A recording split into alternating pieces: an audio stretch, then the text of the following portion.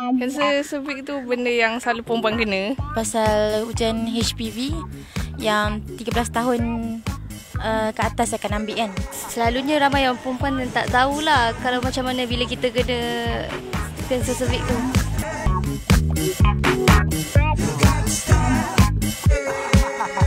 Tak pernah dengar lagi. Tak pernah. Tak pernah lagi.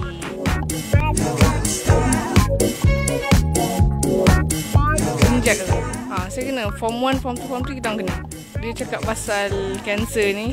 So kita orang kena ambil tu untuk so that kita orang tak adalah risk nyawa kita orang kena benda ni. Penahan ataupun pelali daripada kanser?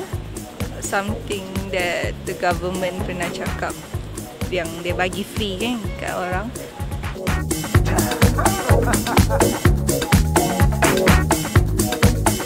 Buatlah ujian pap smear tu cepat-cepat. Jangan lupa ambil pelalian tu sebab ni boleh selamatkan nyawa anda.